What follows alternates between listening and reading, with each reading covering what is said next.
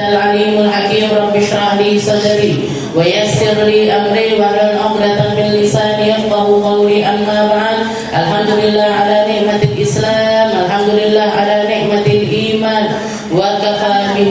وكفى بها من نعمة alhamdulillah segala puji bagi Allah Subhanahu wa taala yang menyehatkan kita, menyempatkan kita, yang memberikan kita di pagi hari ini rezeki-rezeki untuk terus bisa bermunajat kepadanya, untuk bisa berangkat ke tempat-tempat yang baik, tempat-tempat yang insya Allah akan menjadi persaksian bagi kita atas kebaikan, menjadi sesuatu yang membawa kita menuju surganya Allah Ta'ala, menjadikan kita hamba-hamba yang diridhai olehnya, menjadikan kita hamba-hamba yang semakin dekat dan semakin dekat kepada baginda kita Nabi Muhammad sallallahu alaihi wasallam.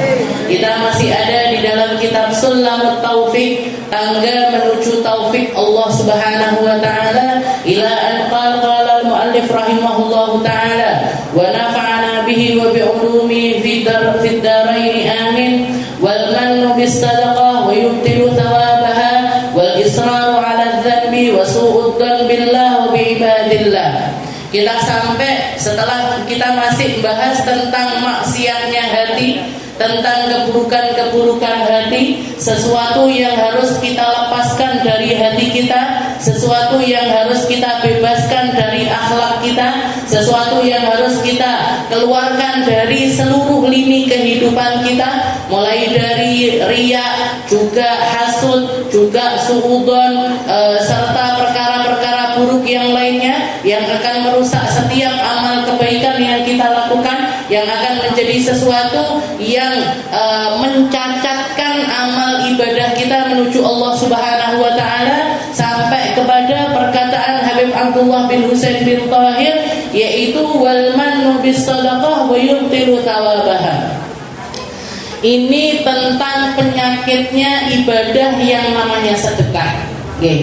Jadi salah satu perkara yang Allah Ta'ala jelaskan secara mendetail di dalam Al-Quran adalah tentang siasah maliyah, tentang bagaimana kita itu memanajemen harta benda kita, bagaimana cara kita itu meletakkan harta-harta yang menjadi titipan Allah Ta'ala sesuai dengan apa yang diinginkan oleh Allah. Bahkan penjelasan tentang penataan harta atau manajemen keuangan itu lebih detail dijelaskan oleh Allah Ta'ala ketimbang ibadah-ibadah yang lainnya, ketimbang ibadah sholat, ketimbang ibadah puasa, ketimbang ibadah haji. Detailnya itu kita lewat prakteknya Nabi Muhammad SAW. Tapi kalau sudah tentang harta, kalau sudah tentang keuangan, kalau tentang istilahnya duit, istilahnya seperti itu, gampangnya itu Allah Ta'ala menjelaskannya dengan sangat-sangat gamblang, dengan sangat-sangat mendetail sekali. Bahkan kalau jenengan tahu, ayat paling panjang di dalam Al-Quran itu bukan ayat tentang sholat, bukan tentang puasa, bukan tentang haji dan lain sebagainya, enggak. Tapi gimana caranya kita utang piutang. Jadi kalau jenengan utang, idza tadayantum bidainin, katanya Allah Ta'ala, kalau kalian itu mau utang, mau melakukan transaksi utang piutang, katanya Allah Ta'ala, faktubuh, disuruh nyatet. Disuruh nyatet tanggal berapa, tanggalnya hari apa, di mana tempatnya, bahkan kalau perlu tanda tangan, tanda tangan. Nah, ini apa namanya, yang ngutangi ini, yang berhutang ini, itu disuruh nyatet sama Allah Ta'ala sampai sak lembar penuh. Ayatnya tentang utang piutang itu satu lembar penuh. Kalau ayat-ayat yang lainnya pendek-pendek semuanya. Nah, termasuk diantaranya sesuatu yang diajarkan sama Allah Ta'ala kepada kita adalah tentang sedekah. Tentang sedekah. Allah Ta'ala mengatakan di dalam Al-Quran, mathalul ladzina yunfiquna amwalahum fi sabilillah kamathali habbatin ambatat sab'a sanabila fi kulli sumbulatin mi'atu habbah wallahu yudha'ifu liman yasha wallahu ghaniyyun Ghaniyun apa? Wallahu ghaniyun hamid. Jadi katanya Allah Ta'ala, permisalan orang-orang yang sedekah di jalannya Allah. Salah satu hal yang harus ada di dalam harta kita ini sedekah. Semua dari kita ini punya kewajiban sedekah, punya kesunahan sedekah. Jadi sedekah itu ada yang namanya sedekah wajib, ada yang namanya sedekah sunnah. Dan semua dari kita punya kewajiban. Semua dari kita harus mengeluarkannya. Gak ada satupun di antara umat Islam yang lepas dari kewajibannya orang untuk bersedekah. Kalau yang namanya sedekah wajib, kita kenalnya dengan yang namanya zakat. Ada yang namanya zakat fitrah, ada yang namanya zakat harta. Zakat fitrah itu apa? Zakat fitrah yang kita lakukan setahun sekali kalau orang ketemu Ramadan plus hari raya Idul Fitri. Maka wajib bagi kita untuk mengeluarkan harta sebesar sekitar 3 kilo beras. Sebesar 3 kilo beras. Semua orang. Kalau dilihat malam lebaran, duit. Misalkan harganya beras misalkan 50.000 3 kilo misalkan. Duit aku duit 50.000. Berarti apa? Wajib mengeluarkan uang 50.000. Wajib mengeluarkan berupa beras 3 kilo beras. Semua dari umat muslim. Setelah itu apa? Ada juga yang namanya harta sedekah zakat, namanya zakat mal. Apa zakat mal? Zakat mal itu kalau ada orang kerja sudah setahun kerja kok di total hartanya ini melebihi nisab sekitar 85 gram emas. Kalau dirupiahkan sekarang mungkin 100 sampai sekian 100 sekian juta, maka diambil 2,5%-nya sebagai bentuk sedekah wajib bagi hamba tersebut. Kalau di bawah nisab gimana Ustazah? Berarti kalau masih di bawah nisab berarti nggak wajib zakat. Nggak wajib zakat harta. Dihitung setahun kerja, total pendapatan saya 70 juta misalkan. Berarti gimana? Nggak wajib. Dilihat total pendapatan saya 80 juta. Belum wajib. Tahun pertama ngitung, tahun kedua ngitung, tahun ketiga ngitung, terus. Jadi setiap tahunnya orang kalau bekerja itu dia wajib untuk ngitung harta bersihnya dia, harta amannya dia dalam setahun tersebut. Nanti kalau lebih dari nisab disedekahkan. Berarti wajib dia untuk bayar zakat. Kalau misalkan masih kurang dari nisab, berarti enggak wajib untuk bayar zakat harta.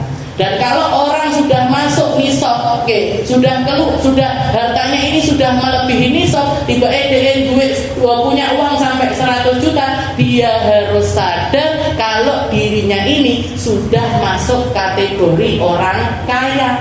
Ojo panggah bermental wis duwe duit panggah enek wong zakat, aku zakatku, minta sana minta sini, minta traktiran sana minta traktiran sini. Kamu itu sudah kaya, harusnya ngasih, harusnya memberi, bukan lagi meminta. Nah, ini namanya sedekah wajib, zakat namanya. Namanya adalah zakat.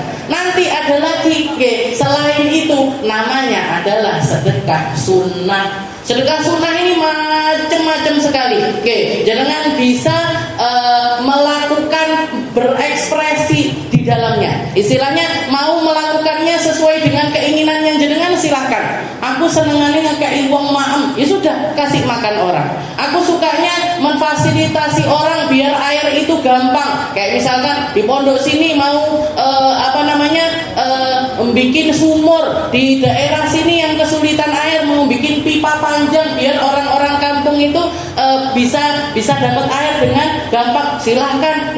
Saya sukanya nyumbang ke masjid, silahkan. Saya sukanya nyumbang ke pondok pesantren, silahkan. Saya sukanya terserah. terserah, terserah mau jenengan model sedekah kayak apa. Kalau itu sedekah sunnah, maka hukumnya boleh-boleh saja. Mau dijadikan hadiah, mau dijadikan pemberian, mau dijadikan wakaf, mau dijadikan sedekah jariyah dan lain sebagainya, terserah jenengan. Nah, ini tapi semuanya masuk di dalam kategori ini tadi. Katanya Allah Ta'ala, mathalul ladzina yunfiquna amwalahum fi sabilillah. Mereka permisalannya orang yang mengeluarkan hartanya. Jadi yang namanya infak itu ngeluarin harta, dan dia mengeluarkannya itu bukan di sembarang jalan, bukan di sembarang cara, tapi dia mengeluarkannya fi sabilillah, di jalan Allah. Di jalan Allah itu apa berarti jihad, Ustazah? Boten.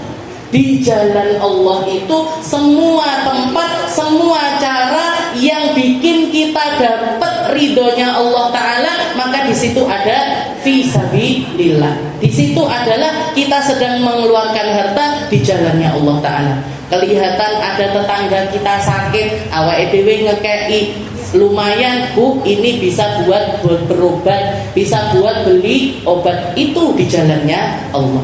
Kelihatan ada orang kesusahan, kita kasih. Kelihatan ada orang kena bencana, berbondong-bondong, ayo nyumbang, neng kono nek kebanjiran, nyumbang. Apa yang disumbang? Aku nggak punya duit, punyanya selimut, kasih selimut. Aku bisanya ngasih pampers, kasih pampers. Aku bisanya ngasih baju, kasih baju. Apapun, yang namanya di jalannya Allah Ta'ala itu segala bentuk pengeluaran yang tujuannya bukan untuk kesenangan diri kita, tapi untuk kesenangan orang lain dengan niat nyari ridhonya Allah. Jadi mathalul ladzina yunfiquna amwalahum fi sabilillah, katanya Allah Ta'ala apa? Kamathali habbatin, itu kayak semisal biji, ambatat, kamu tanam biji tersebut di dalam tanah, ambatat sab'a sanabil, nanti dari biji tersebut keluar 7 cabang. Dia akan tumbuh dan menjadi 7 cabang. Fi kulli sumbulatin mi'atu habba, di setiap cabangnya akan mengeluarkan 100 biji yang lain. Fi kulli sumbulatin mi'atu habba wallahu yudha'ifu liman yasha. Bahkan Allah Ta'ala Maha mampu untuk mengeluarkan lebih daripada itu.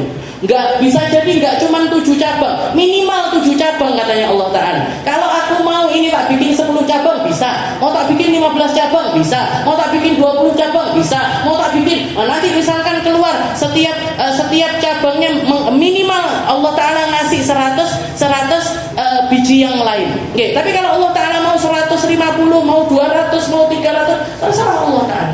Wallahu yudha'ifu liman yasha wallahu ghaniyyun hamid. Dan Allah Ta'ala Maha kaya, Allah Ta'ala Maha terpuji. Itu permisalannya orang sedekah di jalannya Allah.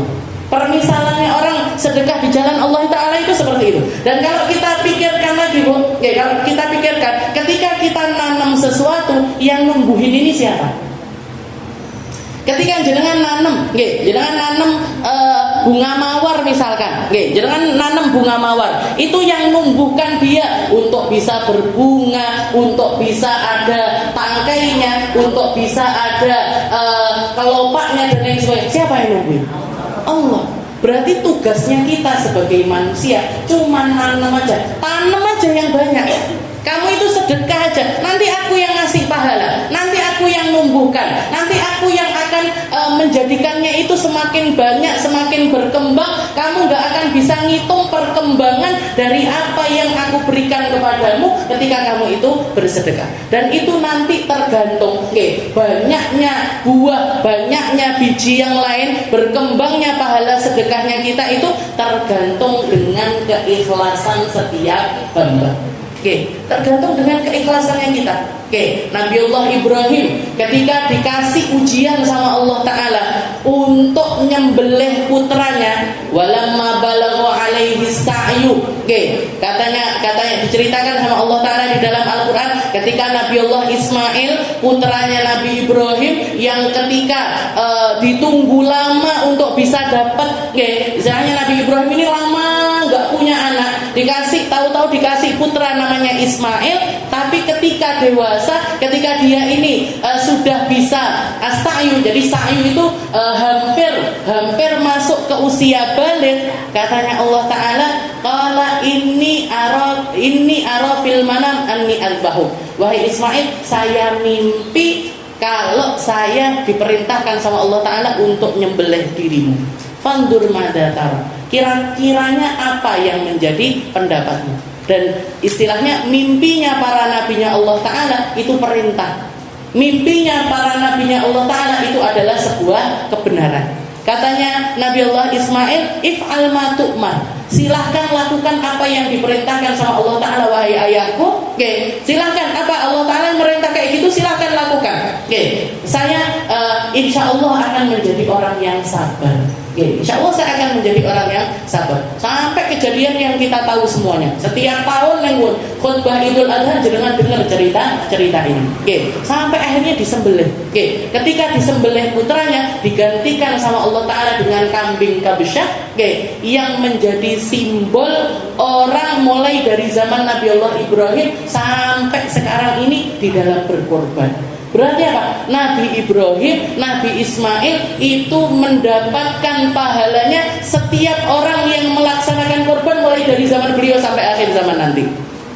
Ini berarti apa? Beliau nanam sedekah, nanam ketaatan, nanam ketulusan, nanam keikhlasan, nanam ketaatan murni kepada Allah Ta'ala. Allah Ta'ala yang numbuhkan, Allah Ta'ala yang meluaskan, Allah Ta'ala yang melebarkan setiap pahala-pahala sehingga masuk di dalam rekening kebaikannya Nabi Allah Ibrahim. Gak bisa dibayangkan, Bu. Gak bisa dibayangkan kendaraan seindah apa yang akan dinaiki Nabi Allah Ibrahim, Nabi Allah Ismail di dalam untuk melewati siratnya Allah Subhanahu wa Ta'ala. Gak terbayangkan tempat surga yang bagaimana yang Allah Ta'ala siapkan untuk Nabi Allah Ibrahim. Kalau untuk manusia-manusia, istilahnya umatnya Nabi Muhammad, Rasulullah mengiming-imingi kita, wahai Fatimah, ketika Sayyidah Fatimah berkorban, wahai Fatimah, kamu akan diampuni sama Allah Ta'ala mulai dari tetesan darah pertama dari hewan korbanmu. Dan itu pahalanya Sayyidah Fatimah dikirimkan juga sama Allah Ta'ala kepada Nabi Allah Ibrahim.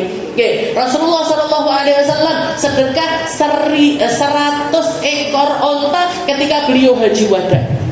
Yang beliau sembelih 63-nya dengan tangan beliau sendiri, sisanya disembelih sama Sayyidina Ali. Itu pun masuk ke dalam rekening kebaikannya Nabi Allah Ibrahim dan semua orang yang berkorban sampai akhir zaman.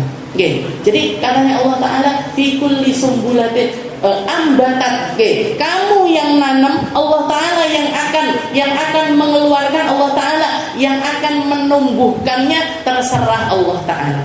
Semakin kamu ikhlas, semakin Allah Ta'ala akan melipatkannya dengan pahala-pahala yang semakin banyak. Akan Allah. Nah, jadi patokannya kalau dalam sedekah ini dua perkara ini tadi. Fi sabilillah. Jadi kalau jenengan pengen dapat pahalanya sedekah, jadikan keluarnya harta kita ini di jalannya Allah Ta'ala. Bahkan untuk sesuatu yang sifatnya untuk diri kita sekalipun, jenengan niatkan yang baik. Ya Allah, saya makan biar apa? Ben kuat sholat. Ya Allah, saya minum kopi bennya kok ben kuat zikiran misalkan. Mau ngopi pagi loh. Ya Allah, saya ngopi ini tiap pagi. Niatkan. Ojo mek seruput ngono tok. Enggak, tapi kita niatkan. Ya Allah, ben ngajine kok enggak ngantuk. Ben ndak tekluk, ben boyoke dedeg misalkan.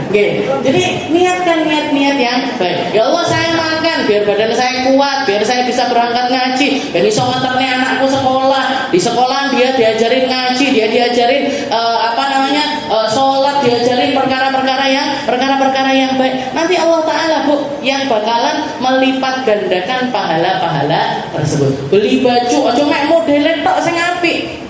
Tapi yang diridhoi sama Allah. Beli mukena bukan cuman modelnya kainnya aja yang bagus, enggak, atau harganya aja yang mahal. Kayak saya banyak nemuin di toko nih, ada beberapa orang datang, Bu, saya mau beli mukena. Yang gimana Bu? Yang paling mahal. Dikai 800.000 saya kurang. Nggih. Mukena harga 800.000.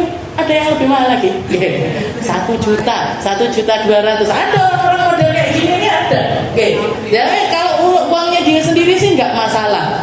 Tapi kita sebagai orang Islam, kita sebagai orang iman, bukan cuma itu aja patokannya. Nggak apa-apa jenengan beli mukena paling mahal nggak apa-apa. Yang penting mampu, tutup utang, apa kredit.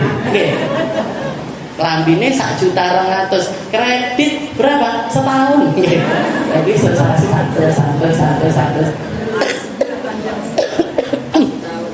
Nggak apa-apa, tapi niatnya yang benar. Saya pakai baju yang diridhoi sama Allah. Saya pakai mukena sholatku tambah khusyuk. Bukan untuk pamer, bukan untuk apa-apa. Bar gaya rukuh rego 1.200.000 nang ndi rukuhku 1.200.000. Ora nek rukuhku 1.200.000. Ora nek entek ini pahalanya. Nah, nanti di ayat selanjutnya itu, di ayat selanjutnya. Jadi patokannya kalau kita berjuang di jalannya Allah Ta'ala, pastikan kalau keluar harta itu di jalannya Allah. Masukkan ke pesantren, masukkan ke sekolah, masukkan ke masjid, masukkan ke tempat-tempat yang dimana ini tempat-tempat itu berpotensi untuk melipat gandakan pahala-pahalanya kita di sisi Allah Ta'ala. Jangan sedekah lampu untuk masjid. Sebanyak orang yang merasakan penerangan, ini yang nyumbang-nyumbang lampu ini, jangan ngaji di sini, dia dapat kiriman pahalanya. Sing muridne lampu ini, makanya kampung dalam ini kebetulan punya yang namanya biro jasa. Jadi orang-orang kampung dalam ini didata Bu. Kita kalau bayar listrik itu di satu tempat. Nanti itu totalannya, listrik ini PDA dan lain sebagainya. Totalannya itu nanti ditambahi infak, nggak banyak infaknya, 10.000, kadang 15.000, kadang 20.000.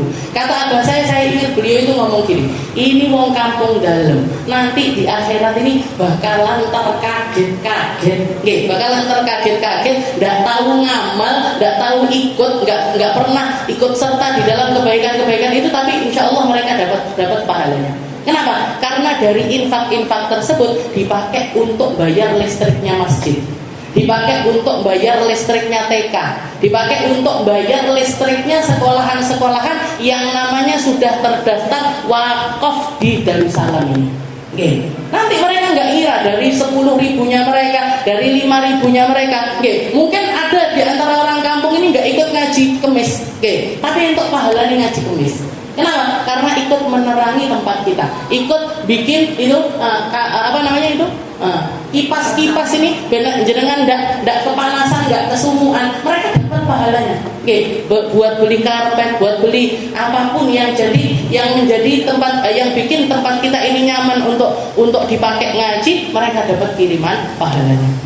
Bahkan mungkin misalkan rumah mereka pindah ke Kalimantan atau pindah ke Jakarta, tetap dapat kiriman pahalanya. Nggak nyandet Bu.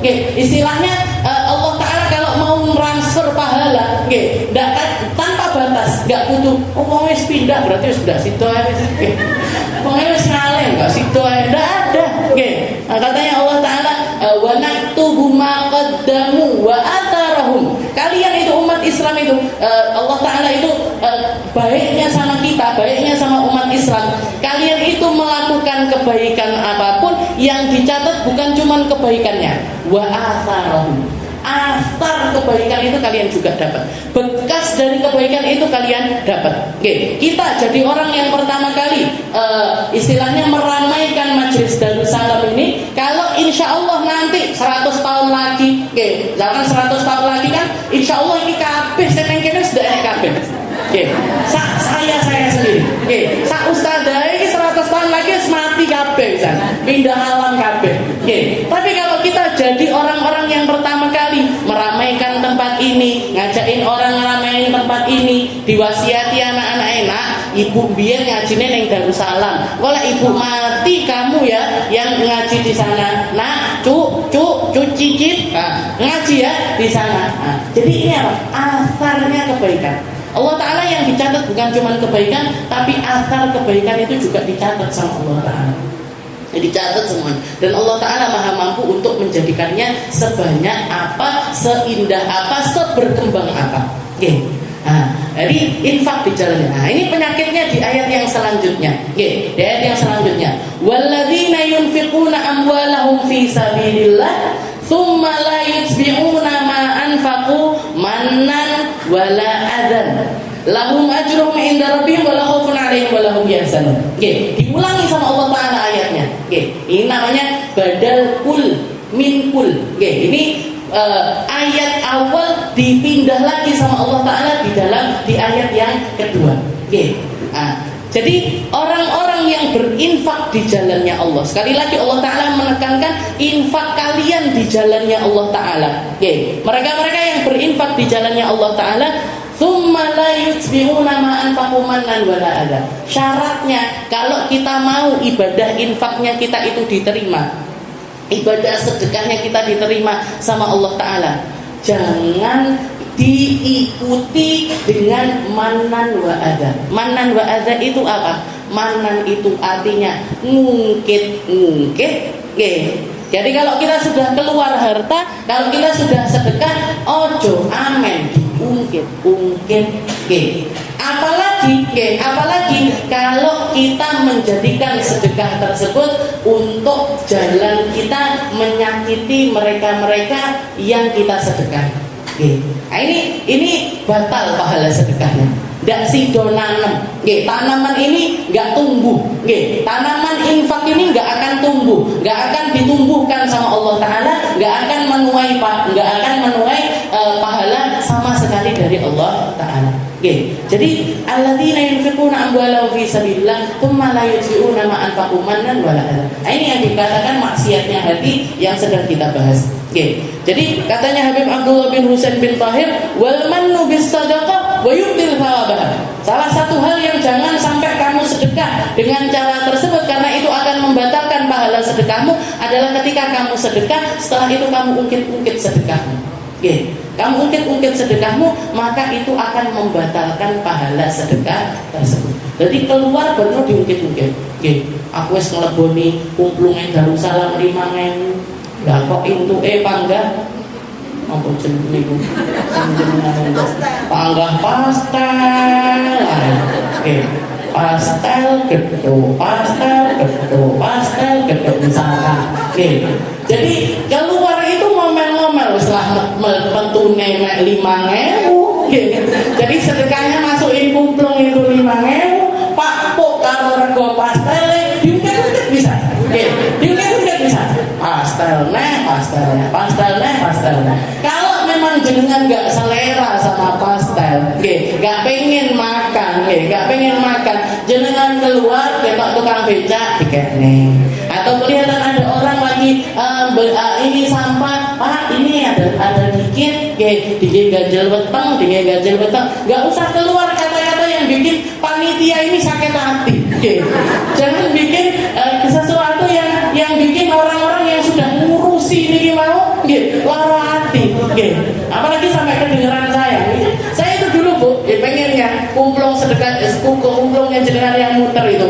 Saya dulu sarannya sama panitia, nggak usah dikasih makanan. Wong kadar cemilan itu kan ibu-ibu di rumah insya Allah juga sudah pada sarapan semuanya. Nanti banyak nggak kemakannya atau mungkin bahkan misalkan dibuang kan ya eman-eman. Gak iso. Ning gone kene ning Tulungagung iki sik kudu panggah enek makame. Nanti kalau ada yang nggak sempat sarapan, semaput ning gone Darussalam kan bingung kita. Setelah kalau gitu, harapan saya itu kalau misalkan nggak ada makanannya, nanti uang itu bisa ngumpul banyak, kita bisa melakukan sesuatu yang lebih besar, misalkan maulutan, bikin acara yang besar, undang pembicara yang kondang dan lain sebagainya, bisa melakukan. Atau misalkan uang ini nanti kita jadikan sedekah rutin buat orang-orang yang kurang mampu di sekitaran kita, misalkan bisa ngasih sembako apa piye, bersasi atau 2 bulan sekali atau 3 bulan sekali. Nah itu kan bisa lebih bermanfaat. Tapi jari acil-acilnya nggak iso.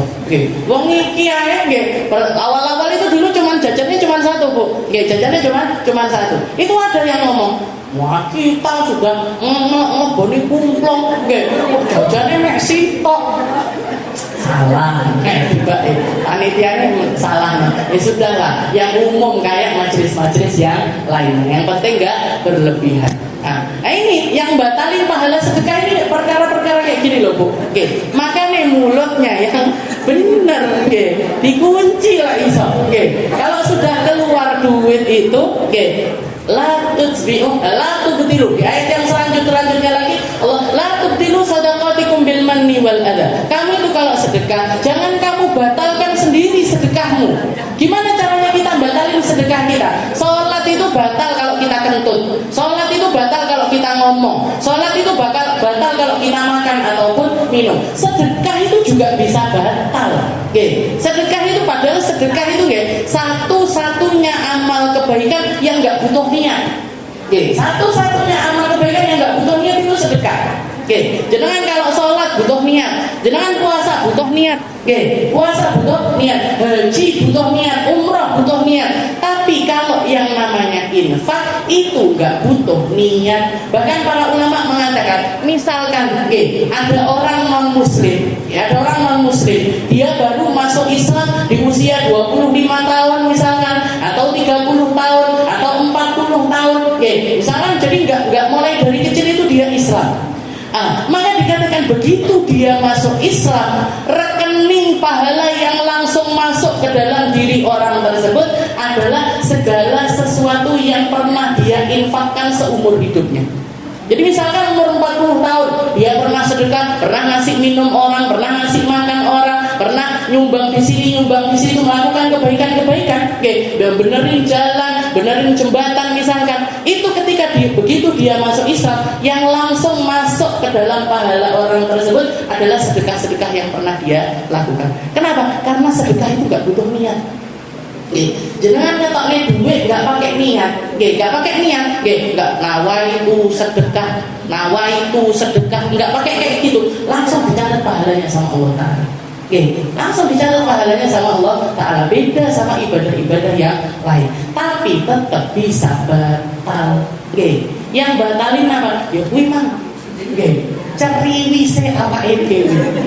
Ngomelnya kita, ngundang-ngundangnya kita sama apa yang keluar dari kita. La tubtilu shadaqatikum bil manni wal adha. Atau yang nyakitin, sedekah tapi nyakitin.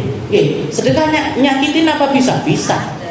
Banyak orang sedekah ngasih hadiah, tapi bukannya bikin orang yang dikasih ini senang, tapi malah bikin dia sedih. Bikin dia ini tambah bersedih dengan sedekah tersebut. Itu nggak boleh. Ngasih bagi-bagi makanan ke orang, dibuka sampai uangnya mampu dibayar. Bau misalkan, atau nggak layak makan, nggak kemakan sisa-sisa makanan baru dikasihkan orang. Kalau yang sudah nggak layak makan, jangan dikasihkan manusia. Kasihkan siapa? Kucing, ayam, ataupun hewan-hewan yang lainnya boleh. Bahkan jangan kalau buang makanan, kalau buang makanan itu niatkan untuk istilahnya baca Bismillah, baca Bismillah. Biar apa? Biar makanan ini nanti dimakan sama makhluknya Allah Taala yang lain. Mungkin semut, mungkin coro, mungkin juga tikus barang. Tapi sedekah kalau tikus soleh saja. Ya. Nggak ngerti saya pahalanya kemana. Tapi yang pasti itu dilakukan yang semacam itu biar nggak terbuang sia-sia. La tubtilu shadaqatikum bil manni wal adha. Dan sedekah itu nggak pernah salah.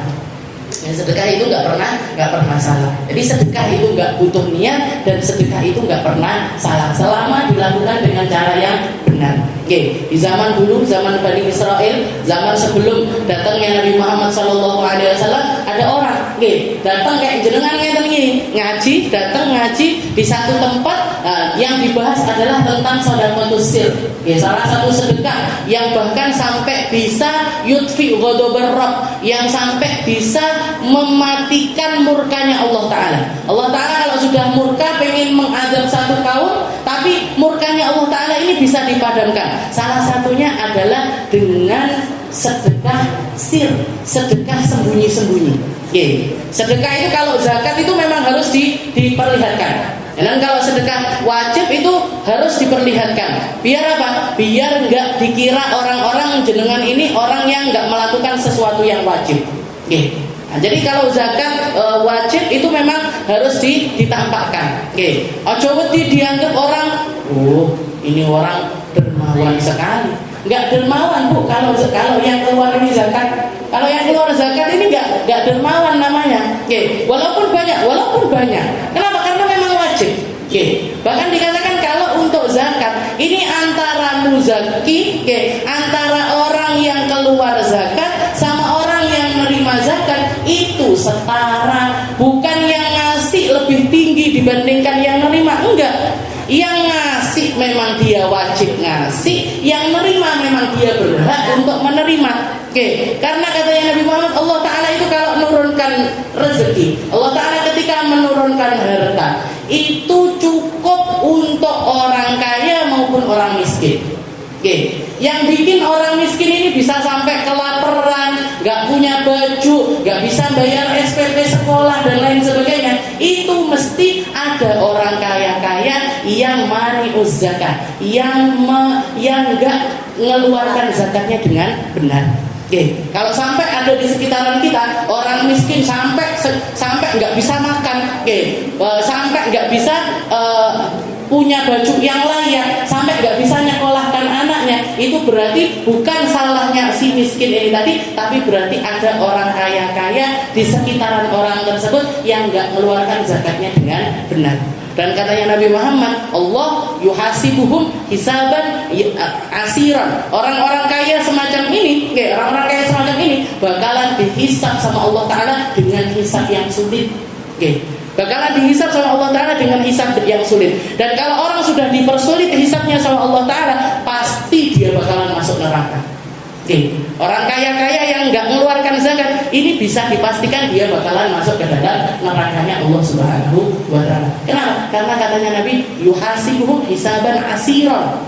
Padahal para ulama ngajarin kita salah satu doa yang diajarkan adalah Rabbi hasibni hisaban yasira. Ya Allah, kalau hisab saya hisab dengan yang ringan, hisab saya dengan yang gampang. Nah, orang-orang yang nggak mau berzakat ini dipastikan hisabnya mereka ini sulit, dan kalau sudah dipersulit hisabnya sama Allah berarti pasti dia masuk neraka, mesti nyemplung neraka.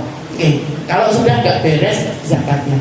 Jadi orang ini dengar tentang fadilahnya sedekah sir, tentang fadilahnya orang yang sedekah sembunyi, yutfi ghadabar, itu bisa mematikan murkanya Allah Ta'ala.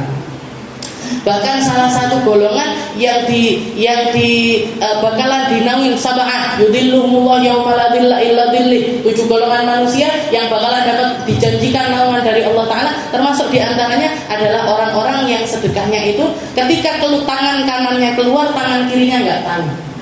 Tangan kanannya keluar, maka ketika dengar kajian seperti itu langsung ya Allah, aku pengen sedekah sembunyi-sembunyi. Saya pengen dapat pahalanya orang yang sedekah sembunyi-sembunyi. Akhirnya ketika pulang, dia itu niat Bu, kalau orang sekarang gampangnya naruh kumplung, diniati, nanti kalau sudah ke istilahnya ngelumpuk akeh, bakalan dia sedekahkan sembunyi-sembunyi. Dijalani, didik sampai setahun. Sampai setahun, nggak ngelihat berapa totalnya, nggak dihitung bisik. Nah ini yang dinamakan tangan kanannya keluar, tangan kirinya nggak tahu. Dia bahkan nggak ngerti nominal di kumplung itu tadi berapa, nggak ngerti dia. Langsung dimasukkan ke kresek, dikereseki ireng, dibuntel sama dia, keluar tengah malam. Keluar tengah malam, keluar nyari orang kira-kira sopo. Jadi keluar kayak model maling gitu. Nggak ada orang tahu. Tengah malam nyari orang untuk dia kasih si duit ini tadi. Banyak. Jadi dia keluar nyari orang, kelihatan ada bayang-bayang orang. Langsung dilempar ke orang itu. Besok paginya heboh. Geger. Sak kampung geger. Ada pencuri lagi dinas, ada pencuri lagi, Pak pencuri yang keluarnya malam biasanya. Pencuri lagi dinas, ujuk-ujuk diuncali duit sak kresek. Tahu-tahu dilempari orang uang sekresek. Katanya si orang yang sedekah, gagal aku sedekah. Nggih, yang nerima pencuri. Nggih. Akhirnya ya Allah, percobaan pertama gagal. Akhirnya nabung lagi dia. Nabung sampai setahun. Nggih, melakukan hal yang sama, langsung dimasukkan ke resek. Dia keluar tengah malam. Nggih, nyari orang buat disedekahin. Kelihatan ada bayang-bayang orang dilempar duitnya. Nggih. Besoknya geger lagi. Nggih, yang kedua dikatakan, nggih, tahun kedua, nggih, geger lagi. Ada pezina, ada pelacur, dinas malam-malam diceblok duit taruhan. Dikasih uang sama orang. Katanya dia gagal nasi kelupur. Yang dapat pelacur. Akhirnya, tapi tidak putus asa dia. Tahun ketiga, dia melakukan hal yang sama. Tahun ketiga dibuntel lagi, keluar tengah malam, ada bayangan orang dikasihkan. Ternyata orang yang ketiga ini paginya geger lagi. Ada orang terkaya di kampung tersebut, tapi melirete minta ampun, tapi pelitnya minta ampun, ujuk-ujuk dilempari uang sama orang. SJDE telu gagal terus. Salah alamat terus ini sedekah saya. 3 kali salah alamat terus. Jadi dia nyesel, istilahnya kalau ingat itu dia, istilahnya ya Allah kok nyapo, kok salah. Nah akhirnya dikatakan 10 tahun kemudian, 10 tahun kemudian Nabi zaman tersebut, disuruh sama Allah Taala untuk mendatangi laki-laki tersebut dan mengatakan kepada orang tersebut, Innallaha qad qabila minka sadaqatan. Allah Ta'ala sudah menerima sedekahmu mulai dari hari pertama kamu sedekah. Jadi mulai dari hari pertama kamu sedekah. Kok bisa wahai Nabi? Waktu itu saya 3 kali sedekahnya salah alamat kabeh. Kok bisa diterima sama Allah Ta'ala? Katanya Nabi tersebut, Allah Ta'ala menerima sedekahmu, bahkan menerima setiap athar dari sedekahmu. Kamu jangan ngira kalau sedekahmu itu salah alamat. Yang pertama, kamu sedekah sama pencuri. Berkat dari apa yang kamu berikan, dia itu taubat. Dia itu taubat dan kamu dapat pahala taubatnya dari laki-laki tersebut. Yang kedua, pezina, itu pelacur. Dia itu perempuan itu dia melacurkan dirinya karena memang sangat-sangat butuh.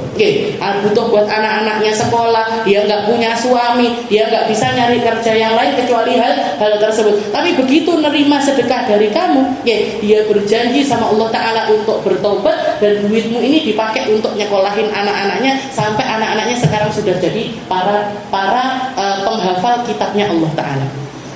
Jadi istilahnya dipondokin sampai lulus, disekolahin sampai dia ini jadi ulama. Dan yang ketiga,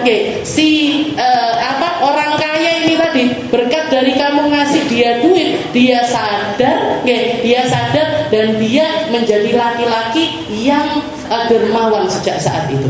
Akeh sedekah dan kamu mendapatkan pahala dari sedekahnya si laki-laki tersebut. Ini terjadi di zaman Bani Israel dulu. Di zaman sebelumnya Rasulullah yang menceritakan adalah Nabi Muhammad SAW. Jadi sedekah itu nggak pernah salah. Mau itu sedekahnya sembunyi-sembunyi, mau itu sedekahnya terang-terangan, dan kita nggak boleh ngomong, iki sedekahnya ketok motong, berarti dia pamer enggak. Kita nggak ngerti urusannya orang, kita nggak ngerti hatinya orang, kita nggak ngerti tujuannya dia apa, tapi yang pasti orang ketika sedekah itu nggak akan pernah salah jalan. Syaratnya itu tadi 2, fisabilillah, di jalannya Allah Taala, dan yang kedua adalah sedekahnya ini dengan keikhlasan. Jadi ketika keluar itu usahakan benar-benar tulus, tapi jangan pakai slogan titik ritek sing penting ikhlas. Nah, ini permainannya setan nih. Jangan pakai slogan itu. Kalau pakai slogan itu sudah pasti dia nggak ikhlas.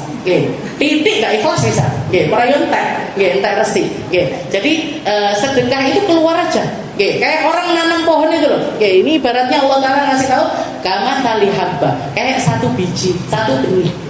Kamu tanam, nanti Allah Ta'ala yang akan membesarkannya, Allah Ta'ala yang akan melimpahkan pahala-pahala dari kamu. Wal mannu bis sadaqah wa yu'til thawabaha wal israr 'ala dzanbi wa su'udzan billah bi ibadillah wallahu a'lam bissawab. Insyaallah akan kita lanjutkan di pertemuan yang selanjutnya.